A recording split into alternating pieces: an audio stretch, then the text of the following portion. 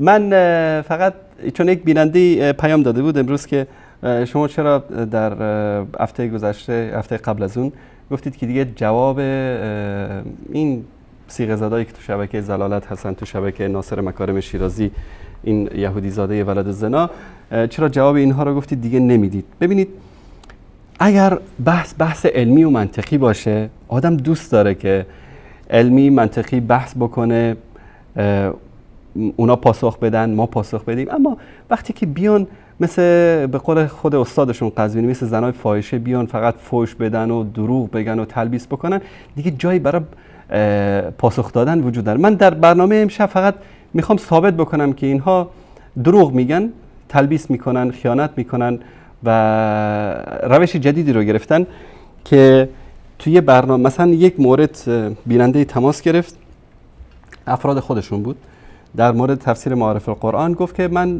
در ذیل آیه وابتغوا الیه الوسیله ثابت میکنم روایتی از حضرت علی که توسل کنید به من، و تحدی ما هم امین بود و در همون برنامه هم صحبت کردیم. اگر احمد جان این کلیپ رو صدا و تصویرش رو داشته باشی. سلامت باشید. همین احمد آقایی که لحظات پیش هی داشت سیاه‌نمایی میکرد، برادر گرامی یک لحظه تشریف داشته باشید رو خط. آقایی که شما رنگتون تغییر کرده، فلان کرده، این کرده.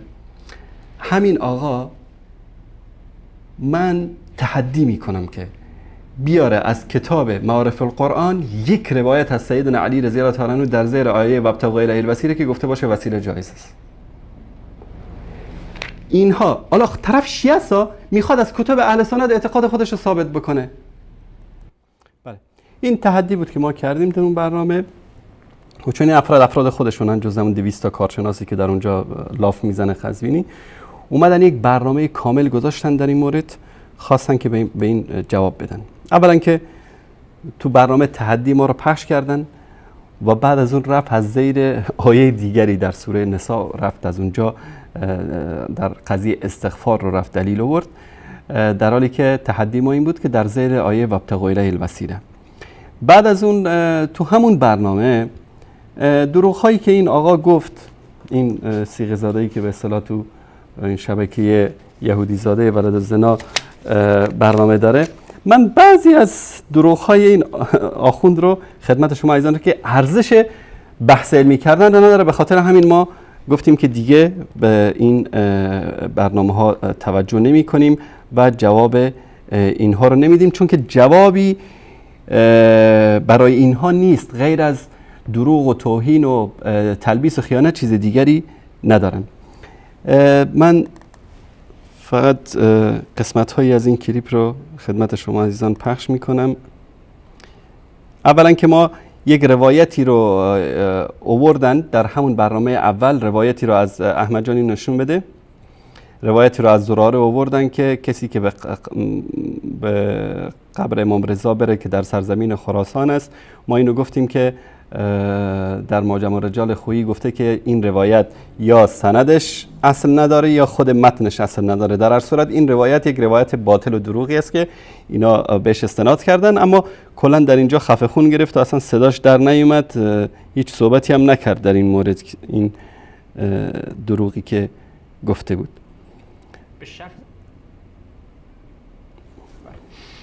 مجموع فتاوای شیخ الامثال ابن تیمیه. بله، اینجا میخواد یک روایتی رو بیاره از کتاب شیخ الاسلام ابن تیمیه رحمت الله علیه، توهینش هم که میگه شیخ الامثال.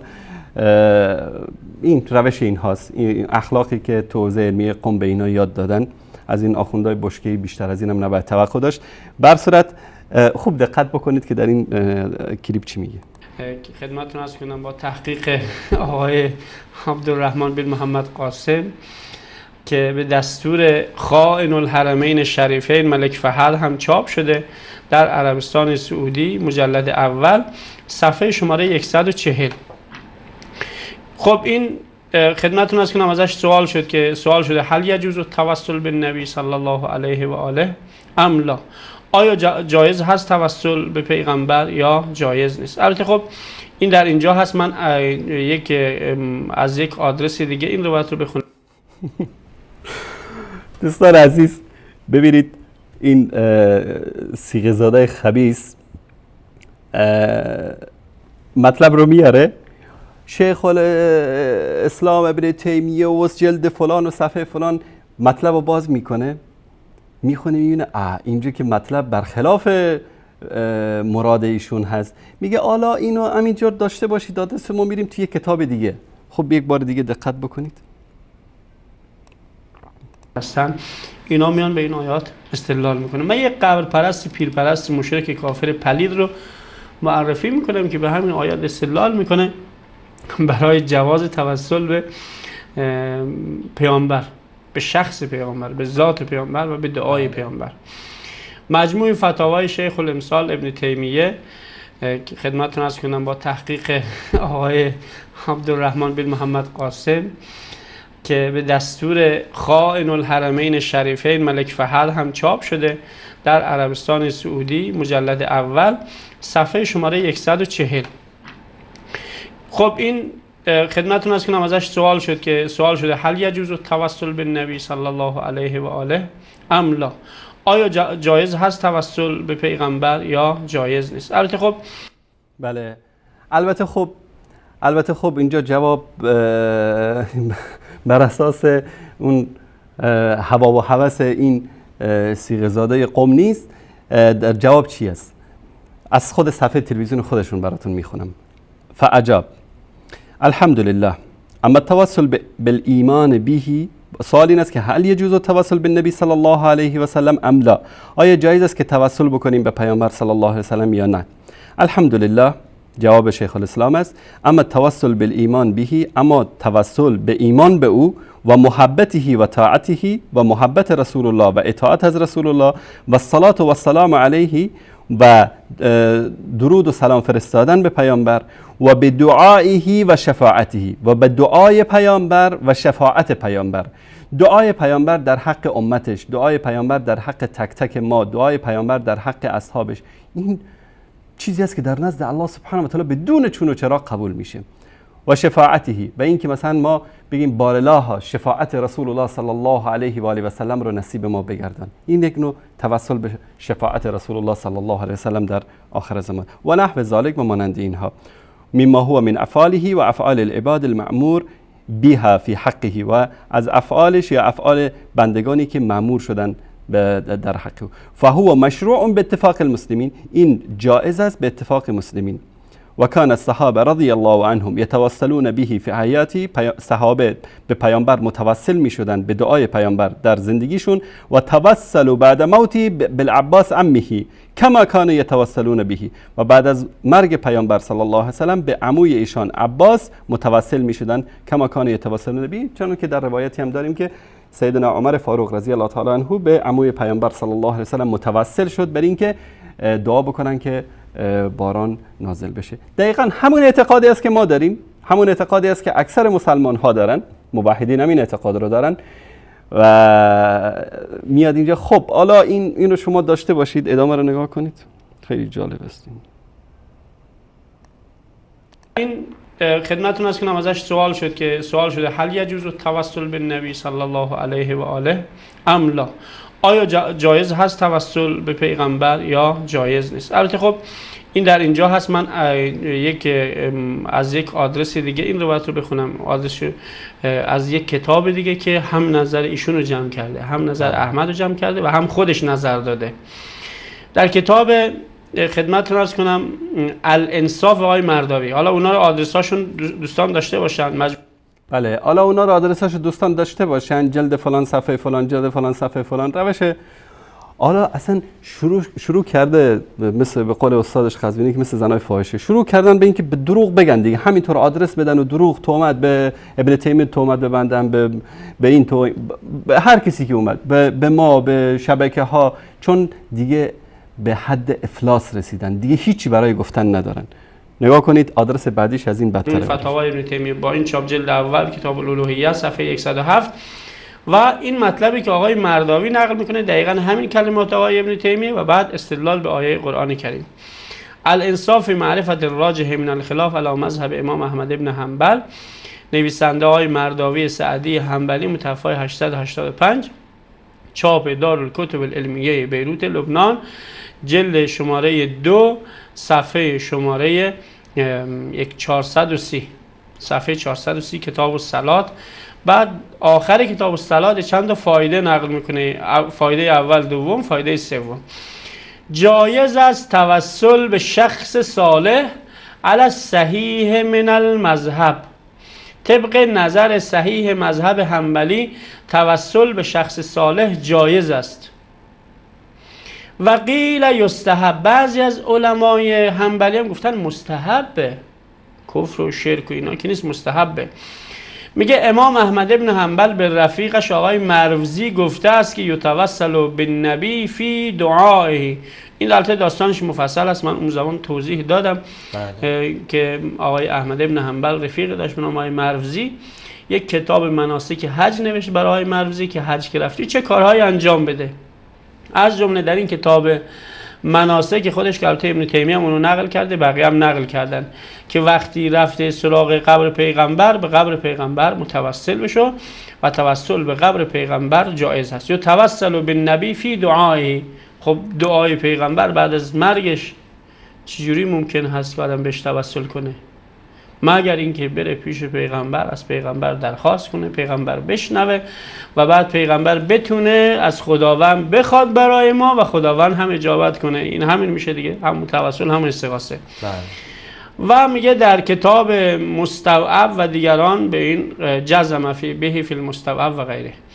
و جعله شیخ تقی الدین که مسئله الیمین به، میگه آقای شیخ تقی الدین ابن تیمیه داستان قضیه توسل به پیغمبر رو مثل قضیه قسم خوردن به پیغمبر قرار داده. و قال، یعنی ابن تیمیه گفته همون حرفایی که اونجا خدمتتون نشون دادم، و توسل بالایمان به و طاعته و محبته و الصلاه و السلام علیه و به دعائه و شفاعته. ایناش مهمه، حالا بقیهش که عمل صالح همه قبول دارن. توسل به دعای پیغمبر و شفاعت پیغمبر و نحوه مما هو من فعله او افعال عباد المأمور بها فی حقه مشروع اجماعا. مشروع است اجماعا. چرا مشروع است؟ و هو من الوسیله المأمور بها فی قوله تعالی اتقوا الله وابتغوا الیه الوسیله. ببینید میگه این توسل به دعای پیغمبر، توسل به شفاعت پیغمبر، این خیلی واضحه. توسل به دعای پیغمبر الان که دیگه پیغمبر به قول اینها زنده نیست که ما بریم پیش بگیم دعا کنه، پیغمبر از دنیا رفته. توسل به دعای پیغمبر الان چجوری مصداق پیدا میکنه؟ توسل به شفاعت پیغمبر الان چجوری میتونه مصداق پیدا کنه؟ ما بریم پیش پیغمبر بگیم یا رسول الله اشفع لنا عند الله، بریم پیش پیغمبر بگیم یا رسول الله دعا کن که خداوند به ما یک بچه صالح بده، دعا کن که خداوند ما رو بله، این دقیقاً همون توسل شرکی و کفری است که این آقا داره در اینجا یک صفحه از مجموع فتاوا نشون داد، یک صفحه از الانصاف نشون داد و خلاصه اینا رو با هم یه شلغم شوربایی درست کرد. الان داره به خورد بینندگان میده که توجیه بکنه شرک و کفری رو که در مذهب شیعه اینا بهش اعتقاد دارن، در حالی که در همون صفحه ابن تیمیه رحمت الله علیه و خود امام احمد و بقیه قضیه توسل به نبی صلی الله علیه و سلم، توسل به ایمان به پیامبر، اطاعت از پیامبر، محبت به پیامبر، درود و سلام فرستادن به پیامبر و اینکه شفاعت پیامبر رو از الله سبحانه و تعالی بخوایم که در حق ما محقق بگردانه در روز قیامت، این از وسایل است که علمای امت اسلامی هیچ شک و شبهه‌ای در این ندارن و با هم متفق هستند. و همچنین اینکه دعای پیامبر صلی الله علیه و سلم در حق امتش مستجاب هست و ما از الله سبحانه و تعالی دعا بکنیم که پروردگارا دعایی که پیامبر صلی الله علیه و سلم در مورد امتشون کردن ما رو مشمول این دعا بگردان و الله سبحانه و تعالی ما رو ببخشه.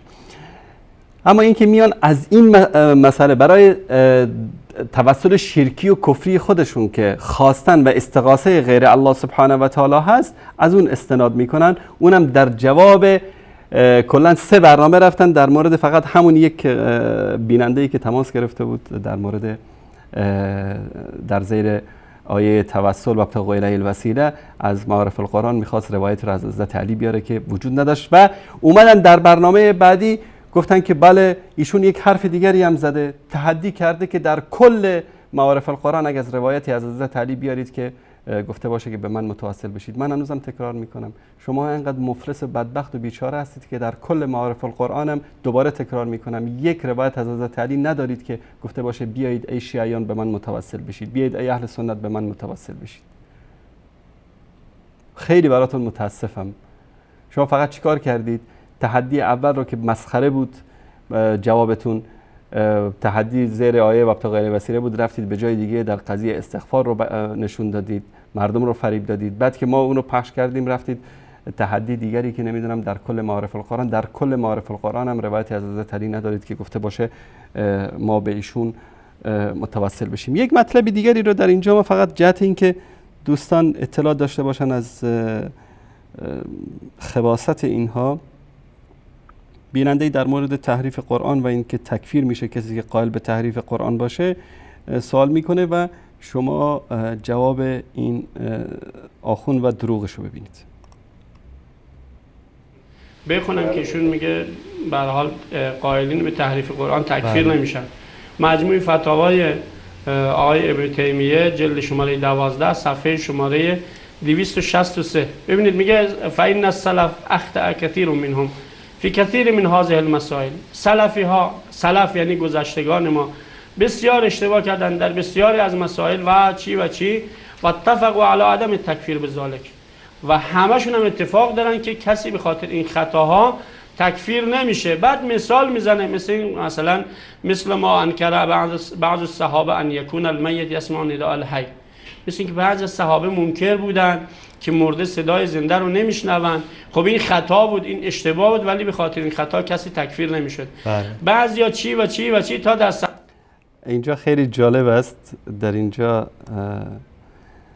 مثل ما انکر بعض الصحابه ان یکون میت یسمع نداء الحی، مثل که بعضی از صحابه انکار کردن اینکه مرده صدای زنده رو میشنوه. و انکر بعضهم ان یکون المعراج یقظه. این اختلافاتی که در بین صحابه بودن. این مطلب آخرش خیلی جالب است.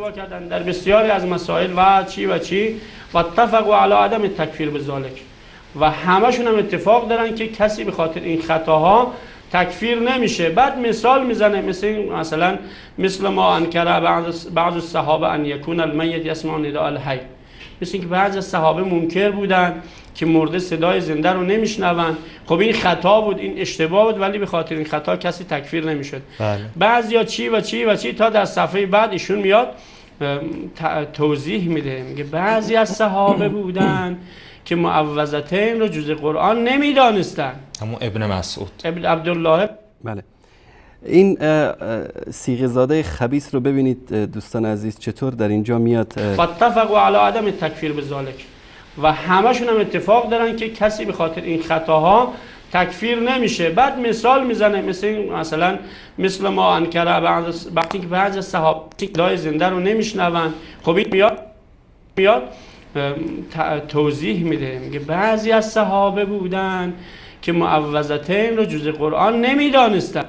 در اینجا میگه و بعضهم کان حذف المعوذتین، جزء قرآن نمیدونستن. نمیدونم این صیغه زاده خودفروش خبیث از کجا آورده. ببینید اینطوری اینها دروغ میگن. خب ما الان چی رو بیایم جواب بدیم؟ اینجا میاد صفحه رو میاره جلوی دوربین، در اینجا گفته و بعضهم کان حذف المعوذتین. احمد جان زوم بکن در چیز. و این خبیث میگه بعضی از اینها معوذتین رو جز قرآن نمیدونست. ابن مسعود رای صحابه معصوم نبودن، معوذتین رو جز قرآن میدونست، وحی بر رسول الله صلی الله علیه وسلم میدونست، اما چون این دو سوره برای رقیه رسول الله صلی الله علیه وسلم از جادو و سحری که برایشان رخ داده بود توسط اون یهودی نازل شده بود، میگفت که این فقط در شأن رسول الله صلی الله علیه وسلم و برای رقیه ایشون از اون جادو و سحر نازل شده و جزء مصحف نیست. بعد از اینکه بقیه صحابه انکار کردن نیامد که در مقابلشون وایسته. اشتباه بود، عبدالله بن مسعود اشتباه کرد رضی الله تعالی عنهم اجمعین. در اینجا میگه که حذف میکرد از مصحفش، میگفت که این به اصطلاح جزء سوره هایی که باید در قرآن کریم خوانده بشه برای عموم مسلمانان است، این خاص برای رسول الله صلی الله علیه و سلم نازل شده. این خبیث میاد در اینجا چی میگه؟ میگه که معوذتین رو جزء قرآن نمیدونست، در حالی که این مسئله در اینجا نیست. و این صیغه زاده این قسمت، این صیغه زاده خودفروش خبیث در اینجا دروغ میگه با وقاحت. حالا شما میخواید چی اینو من جواب بدم در اینجا؟ همون ابن مسعود، ابن عبدالله ابن مسعود طبق روایت صحیح. بله، این از این. کلیپ دیگری است واقعا خنده داره، یعنی من تعجب میکنم از حماقت اینها، از جهالت اینها. تماسی ما داشتیم از برادری به اسم آقای امینی. آقای امینی در تاریخ 2/2/2016 در برنامه آن رویسه که تماس گرفته بودن. من تماس ایشون رو قسمت‌هایش رو خدمت شما عزیزان پخش میکنم. در 1:40. بله. این علماء دیگر این حدیث هم صحیح دونستن. عثمان ابن حنیف اگه اشتباه نکنم. دیدیم که امروز بیماری‌های گوناگون جنسی از ایدز گرفته تا بیماری‌های دیگه که در دنیا منتشر است. شما چی میدونید که این زنی که شما باهاش زنا میکنی شاید مبتلا به بیماری ایدز باشه و تو این بیماری رو منتقل میکنی به همسرت، از همسرت به فرزندانت. و چه بسیارن خانواده‌هایی که به وسیله همین لحظاتی شهوترانی تباه شدن. یعنی زنی مبتلا به ایدز شده، بعد فرزندانش، همینطور خانواده ها تباه شدن. اما از نگاه شرعی تا جایی که من میدونم هیچ اشکالی در نکاح همسر شرعی شما وارد نمیکنه. زنا کردن یک جرم جداگانه خاص خودش هست که الله سبحانه و تعالی مسلمانان و جوانان مسلمان رو حفظ بکنه از این آفت مهلک. بله، سلام علیکم، بفرمایید. سلام آقای انصاری، خسته نباشید. سلامت باشید. بیننده گرامی خودتون رو معرفی کنید، از کجا زنگ میزنید؟ من امینی هستم از کردستان آقای انصاری. آقای امینی از کردستان، بفرمایید. آقای انصاری، حقیقتش من با یکی از علمامون صحبت بی‌کردم چند روز پیش در باب توسل. ایشون به صحیح استدلال کردن که در اکثر کتب اهل سنت موجوده و حتی علماء چون امام ذهبی و ابن کثیر و این علماء دیگر این حدیث هم صحیح دونستن. عثمان ابن حنیف اگه اشتباه نکنم که متن روایت هم اینجوریه که مرد کوری نزد رسول الله صلی الله علیه و سلم آمد و از رسول الله صلی الله علیه و آله و سلم درخواست کرد که در حق ایشون دعا کنه که چشماش بیناییشو به دست بیاره. گفتم شما یه همچین حدیثی رو قبول دارید هست؟ بله. این آقای امینی در مورد روایتی که مرد کوری اومد پیش رسول الله صلی الله علیه و سلم، روایت در ترمذی، طبرانی، بعضی کتب دیگر هم اومده و یک روایت دیگری است که در زمان عثمان همچین واقع افتاده که این من قبلا هم ذکر کردم این دروغ هست و این روایت ضعیف است. اما روایت اول که قضیه این مرد کور، این روایت در ترمذی اومده و ربطی به بخاری و مسلم نداره. این بخاری و مسلم رو که میگم اینجا اینو به یاد داشته باشید. این تماس آقای امینی است. در تقریبا ایشون حدود 20 دقیقه با من صحبت کرد. بعد از اون من بعد از پایان تماس ایشون صحبتی داشتم در مورد این قضیه. دقت بفرمایید به این صحبت. نمیشنون ولو این که حالا بشنون.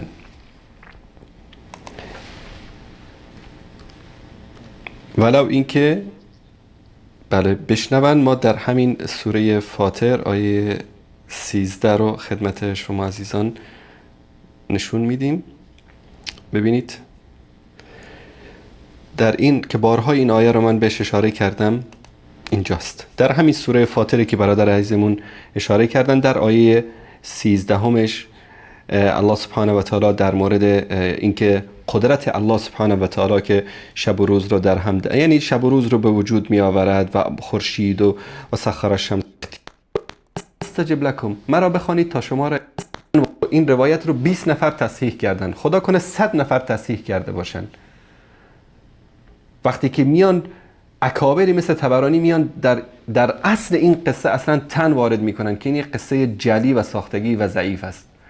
حالا شما آنچه که هیچ شک و شبهه‌ای در صحتش نیست قرآن کریم رو قبول میکنید، یا یک روایتی رو که 100 نفر تصحیح کردن 100 نفرم تضعیف کردن، یا بالفرض محال 100 نفر تصحیح کردن یک نفر اومده تضعیف کرده. کلاً بحث تو اون برنامه، یعنی این قضیه حدود میشه گفت چیزی حدود 6 ماه قبل بوده.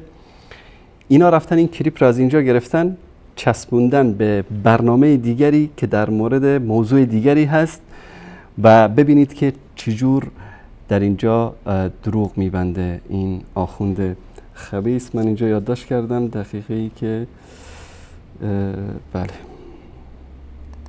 شما ببینید فقط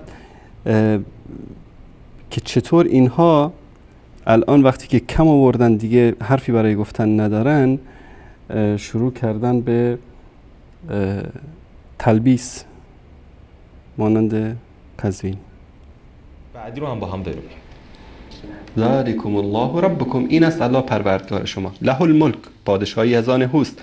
والذین تدعون من دونه ما یملکون من قطمیر، کسانی که غیر از الله میخوانید مالک پوست نازک هسته خرما هم نیستند. ان تدعوهم لا يسمعوا دعاءکم، اگر شما اینها رو بخوانید صدای شما رو، دعای شما رو نمیشنون. ولو سمعوا، حالا بالفرض محال اگر شنیدن، مستجابوا لکم، نمیتونن شما رو اجابت بکنن. و یوم القیامت یکفرون بشرککم، و روز قیامت به این شرکی که شما میخواید انجام بدید اینها کافر میشن، یعنی رد میکنن. ببینید الان ما این آیه رو برادرمون آقا مهدی اشاره کردن بهش، وقتی که اینو بیارید دلیل میارن پیامبر در روز بدر مردگان کفار در چاهای بدر افتاده بود، پیامبر صلی الله علیه و آله اونا رو مخاطب قرار داد. این یک مصیبتی هست که کسانی که در دلهایشان بیماری هست، بیماری شرک، همیشه به دنبال این مسائل میگردن. وقتی که با قرآن جوابش دادی میره تو روایت ها یک روایتی رو پیدا میکنه تا از این روایت بر اساس اون هوا و هوس خودش یک چیزی رو برداشت بکنه. خدای نکرده منظور من برادر عزیزمون آقای امینی و امثال ایشون نیستن، منتها انسان نباید وقتی در جایی که قول صریح الله سبحانه و تعالی هست و دلایل عقلی و نقلی و منطقی وجود داره به دنبال مسائل. آره شما میگید این حدیث رو، این روایت رو 20 نفر تصحیح کردن، خدا کنه 100 نفر تصحیح کرده باشن. وقتی که میان اکابری مثل طبرانی میان در اصل این قصه اصلا تن وارد میکنن که این یک قصه جلی و ساختگی و ضعیف است. حالا شما آنچه که هیچ شک و شبهه‌ای در صحتش نیست قرآن کریم رو قبول میکنید، یا یک روایتی رو که 100 نفر تصحیح کردن 100 نفرم تضعیف کردن، یا بالفرض محال 100 نفر تصحیح کردن یک نفر اومده تضعیف کرده. بسیار خوب دیگه. حالا ما از یک فردی که دزدی میکرده و نتونسته در شغلی مثل پارچه فروشی درآمد حلال کسب کنه و هیچ سوادی هم نداره، هیچ علمی نداره، همینها رو آقای ملازاده خوب خبر دارن و گفتن بارها، و به خودفروشی هم مشغول بوده. طبق قول آقای ملازاده میاد همچین استدلال های مخالف قرآن میکنه و میاد در ظاهر هم اتفاقا به قرآن استدلال میکنه. عجیب نیست. و استاد یزدانی بزرگوار البته یه ادعاهایی همشون کردن، حالا ظاهرا در مورد همین قصه چاه بدر بود، ظاهر کلامشون که اینطور بود که حالا مثلا طبرانی اومده و بله دیدید عزیزان که این قضیه با آقای امینی تماس ما در مورد قضیه کوری که پیش رسول الله صلی الله علیه و سلم میاد و روایت ترمذی بود و هیچ ربطی به صحیح بخاری و چاهای بدر نداشت. من اونجا در سیاق کلام ذکر کردم که کسایی که میان مثلا بعد از اینکه دلایل قرآنی براش آوردیم میرن دنبال روایت ها و از روایت ها بر اساس هوا و هوس خودشون برداشت میکنن. حالا ببینید که این دروغگوهای خبیث، این زنازاده های یهودی زاده ببینید چطوری برداشت حالا قریب به جعل هست این داستانو.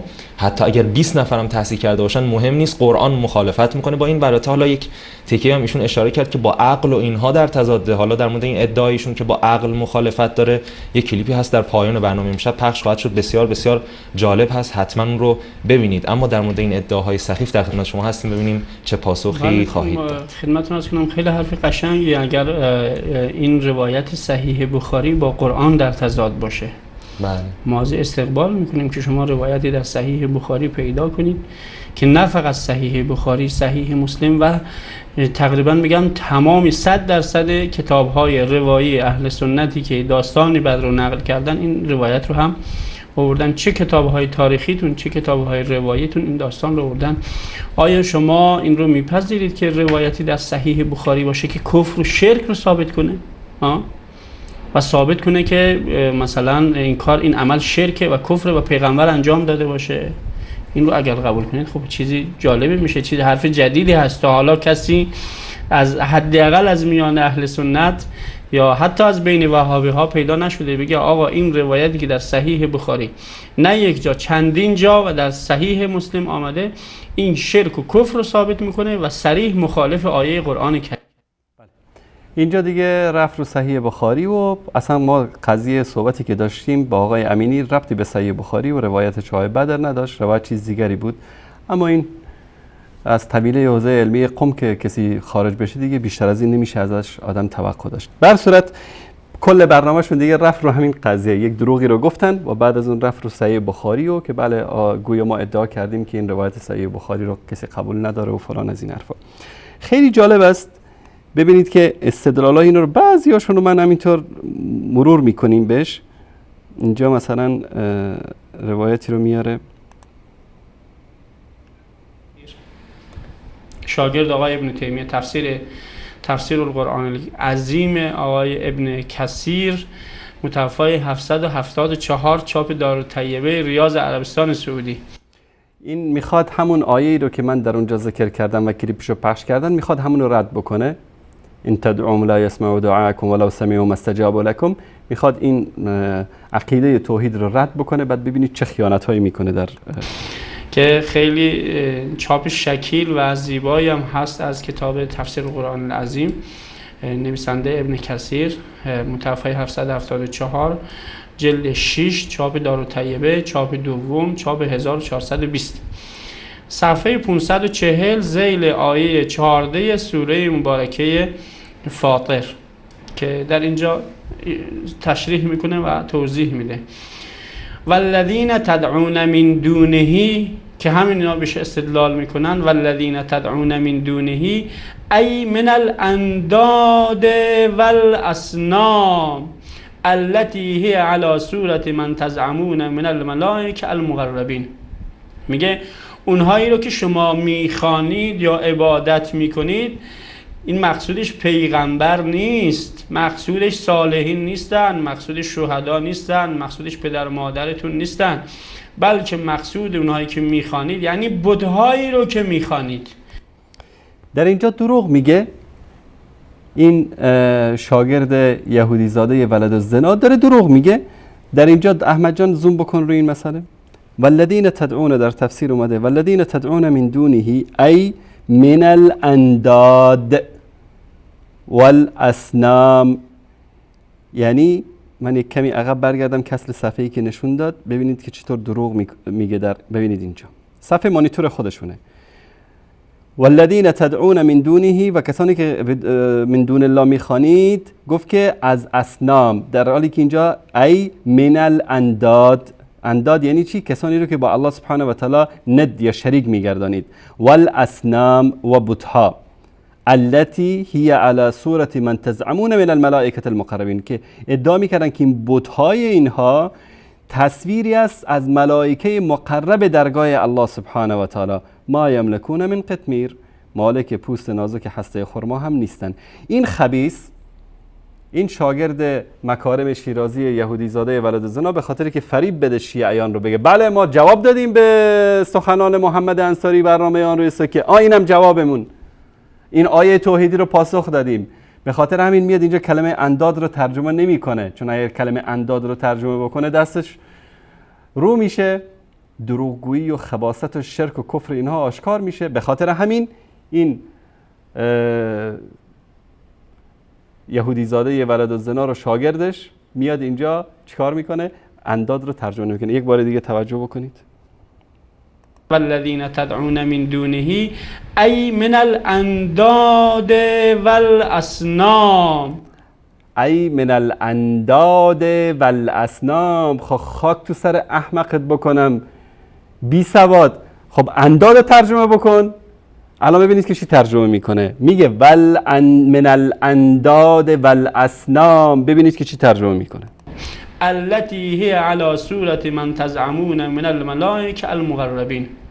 میگه اونهایی رو که شما میخوانید یا عبادت میکنید، این مقصودش پیغمبر نیست، مقصودش صالحین نیستن، مقصودش شهدا نیستن، مقصودش پدر مادرتون نیستن، بلکه مقصود اونهایی که میخوانید یعنی بت‌هایی رو که میخوانید، بت‌هایی رو که عبادت میکنید و این بت‌هایی رو که به چهره ملائکه مقربین ساخته اید، اینها ما خدمتتون عرض کنم اینها نمیتونن صدای شما رو بشنون. باز خدمتتون عرض کنم در صفحه 541 همین رو دوباره توضیح میده. ثم قال ان تدعوهم لا يسمعوا دعاءكم. اونهایی رو هم که میخوانید اینها صدای شما رو نمیشنون. یعنی کیا؟ چه کسانی؟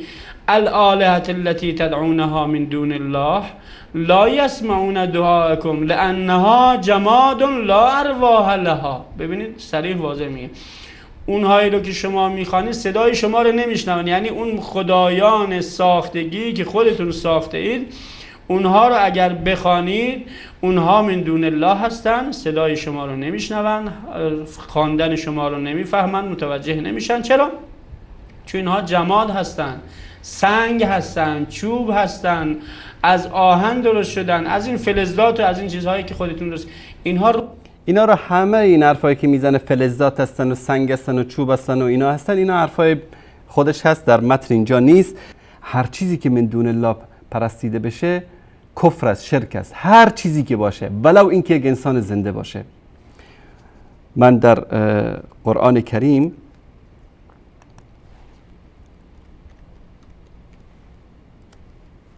الله سبحانه و تعالی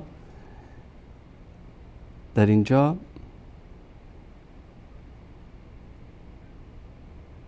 در سوره توبه تا آیه 31 الله سبحانه و تعالی در اینجا چی میگه؟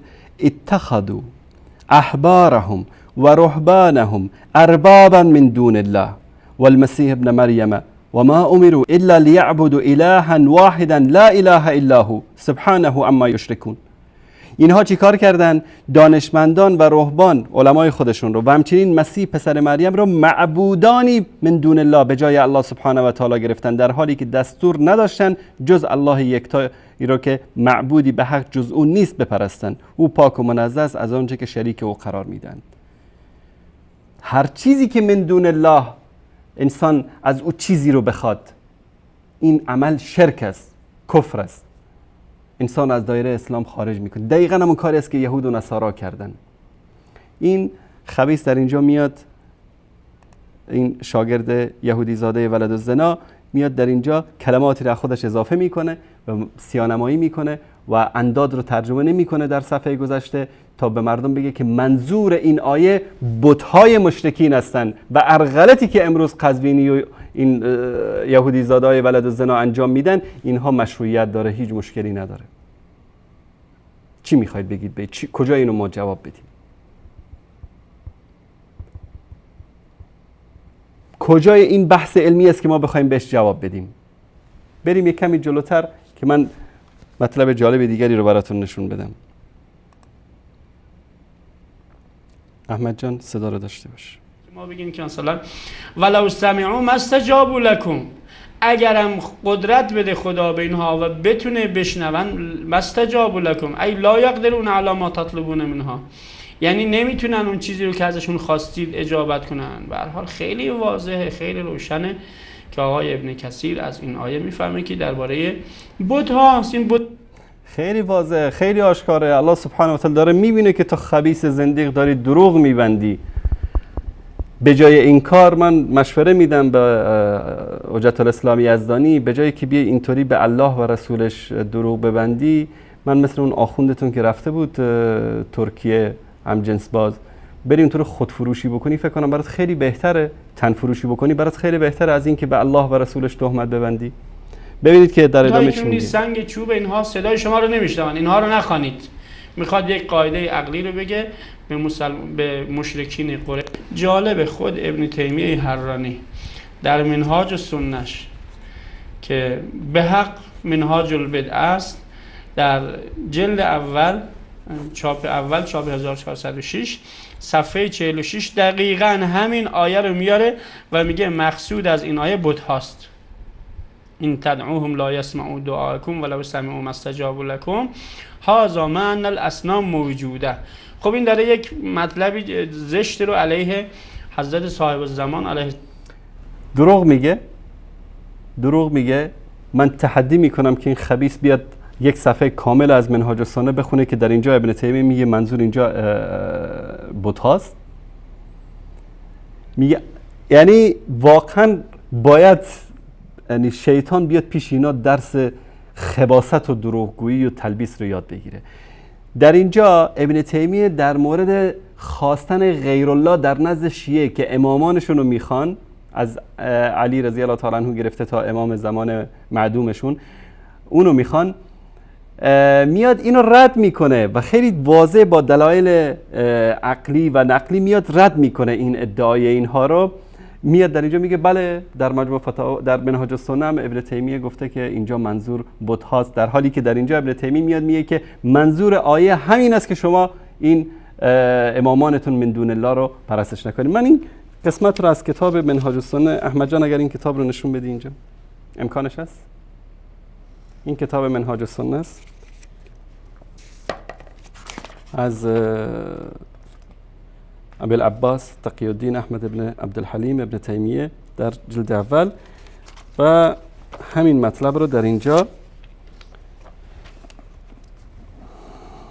میاد در مورد امام زمان صحبت میکنه و میگه که و من حماقاتهم ایضا، از احماقات روافض این است که اونا در مورد امام زمان اعتقاد دارن که اونا رو میبینه و فلان در سرداب است و سرداب در سامرا است و در اونجا غیبت کرده و در اونجا میان جمع میشن و خلاصه صداش میکنن و در شب و روز اونجا دعا میکنن که این امام زمان ظهور بکنه و خارج بشه. یا مولانا اخرج، یا مولانا اخرج، داد میزنن ای مولانا اخرج بیدار بشو، سلام میارن و خلاصه میگن که با تو میجنگیم و فلان میکنیم و نماز براش میخونن و یک کفریات و شرکیات اینها رو داره در اینجا بیان میکنه.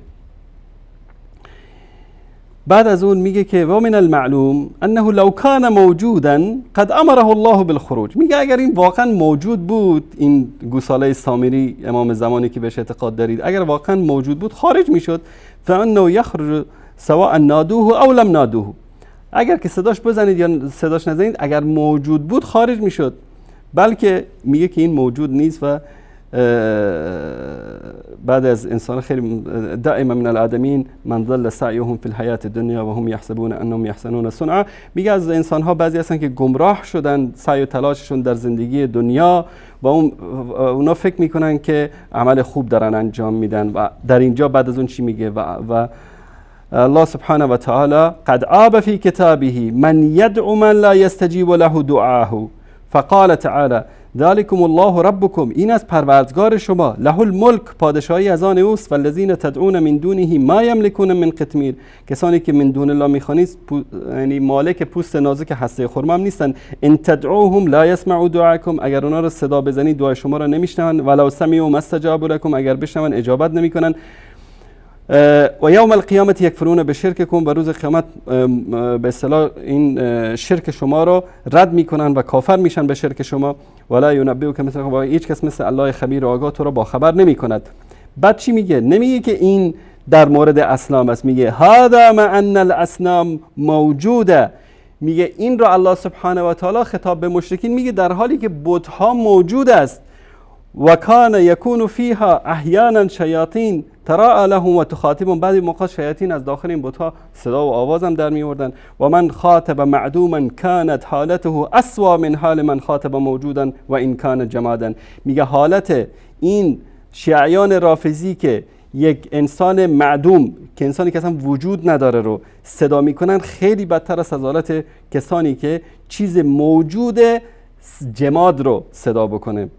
فمن دعا المنتظر الذي لم يخلقه الله، کسی که مهدی منتظری رو که ادعا میکنن امام زمان رو که اصلا خدا خلقش نکرده این رو صدا میکنه، کان ضلاله اعظم من ضلال هؤلاء، گمراهی اینایی که امروز امام زمان معدوم رو صدا میکنن خیلی بیشتر از اون کسانی است که اون بت‌ها رو صدا میکردن.